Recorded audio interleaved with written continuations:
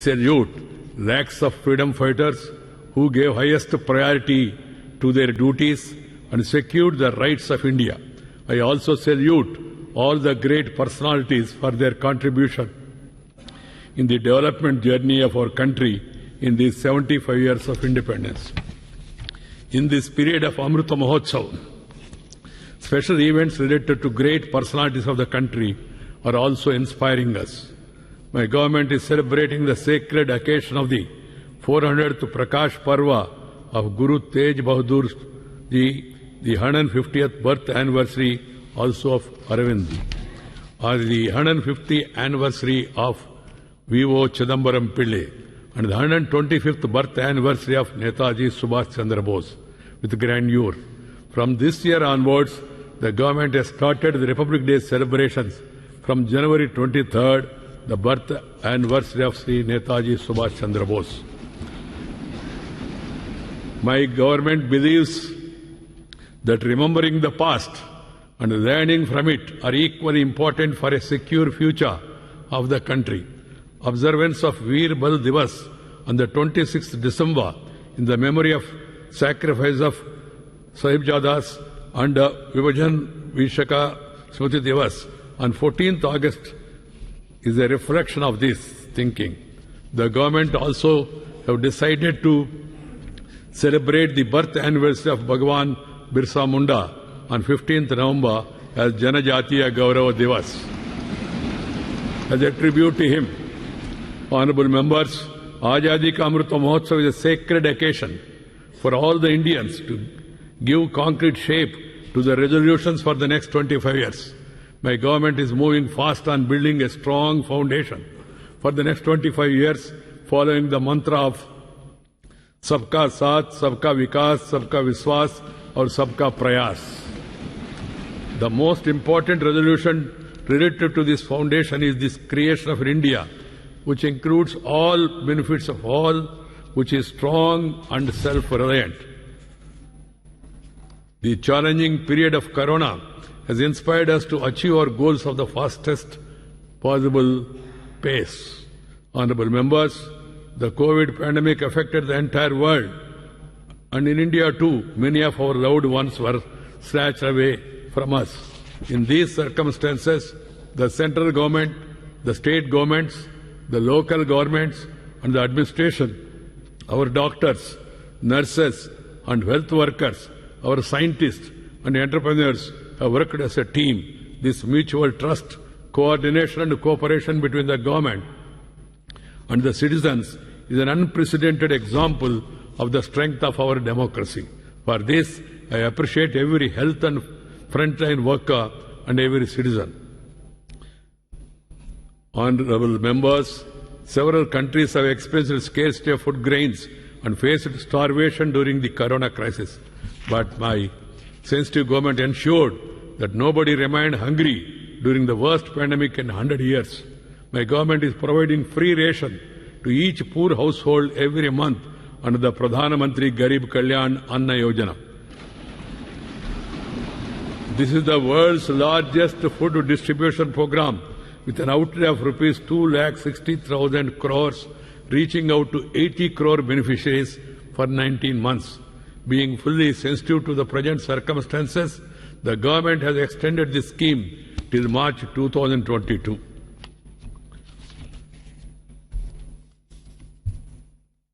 More than 2 crore Pakka houses have been provided to the poor under the Pradhana Mantri Awas Yojana as a result of the efforts made in the last few years. Under the Pradhana Mantri Awas Yojana Gramin, 1 crore 17 lakh houses have been approved at a cost of about rupees 1.5 lakh crores in the last 3 years. Launched with the aim of Har Ghar Jal, the Jal Jeevan mission has brought about a huge difference in the lives of the people. Nearly 6 crore rural households have been provided a tap water connection despite the constraints imposed by the pandemic. It has been a huge benefit for the women, sisters and daughters in our villages. My government is working continuously to empower farmers and the rural economy of the country. Despite the pandemic our farmers produced more than 30 crore tons of food grains and 33 crore tons of horticulture produce in 2021. The government made record procurement to match the record production. The government procured 433 lakh metric tons of wheat during the Rabi season, benefiting about 50 lakh farmers. A record quantity of about 900 lakh metric tons of paddy was procured during the Kharif season, benefiting 1 crore 30 lakh farmers.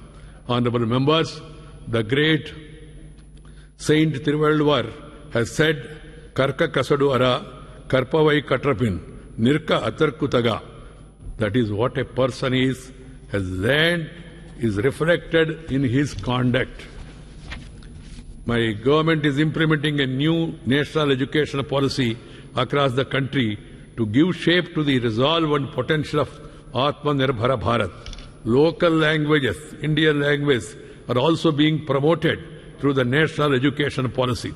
Emphasis is being laid on conducting important entrance examinations for undergraduate courses in Indian languages as well. This year, 19 engineering colleges in 10 states will start teaching in 6 Indian languages. Honorable members, we have all witnessed the potential of India's youth power during the Tokyo Olympics. In its best performance ever in this international competition, India won 7 medals. In the Tokyo Paralympics, 2 Indian para-athletes set a record of winning 19 medals. In order to improve India's performance in the Olympics and sports, the central government along with the state government is setting up hundreds of Khelo India centers in the country. The government has also established centers for disability sports in Gwalior with modern facilities to provide training to Divyang youth in para sports. Honorable members, due to consistent endeavor of my government, India has again emerged as one of the fastest growing economies in the world. GST collection has consistently remained above rupees 1 lakh crore during the last several months, inflow of $48 billion in the first 7 months of the current financial year. It is a testimony to the belief the global investor community has in India's growth story.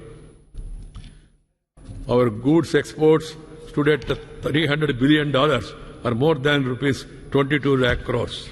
Honorable members, India has strengthened its standing in rapidly evolving global environment through improvement in diplomatic relations. India chaired the United Nations Security Council in August 2021 and took several path-breaking decisions under the presidency of India. For the first time, the Security Council held a comprehensive debate on the issue of maritime security. The Security Council, for the first time, adopted a presidential statement on this subject and did so unanimously. Honorable members, climate change is a major challenge confronting the whole world at present. India has emerged as a responsible global voice on the subject. At the COP26 summit, my government has announced that by 2030, India will reduce its carbon emission by 1 billion tons. India has also committed to a target of becoming net zero emission economy by 2070. The government have also taken the initiative of Green Grid Initiative, one sun, one world, one grid with the global community. It is the first international network of global interconnected solar power grids. Our ambitions and resolve towards environment are a testimony to our sensitivity towards nature. Honorable members, today in the Amrita call of independence, our resolve of Ek Bharat Shrestha Bharat is enabling us to write a new chapter of development. On this basis of democratic values, today the country is making special efforts for the states and regions hitherto left neglected. Honorable members, today the country's achievements and success are limitless, and the country's potential and possibilities. The achievements are not of one of institution or establishment.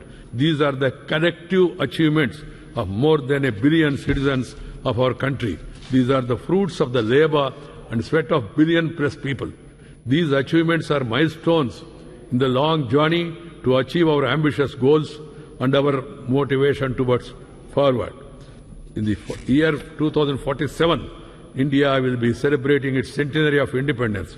We have to work hard for building a grand, modern and developed India of that time. We have to ensure that our hard work leads to fruitful results in the end. We all have to take an equal stake in this journey too. I appreciate the manner in which all the members of Parliament have discharged their responsibilities and the two houses have functioned with all precautions during this challenging time of Corona. You are the drivers of hope and aspirations of crores of people. It will be the same spirit that we have to keep working in future. I have belief that together we will take our great Bharatavarsha to the pinnacle of its glory. With the same spirit, I once again congratulate all of you. My profuse thanks to all of you. Jai Hind.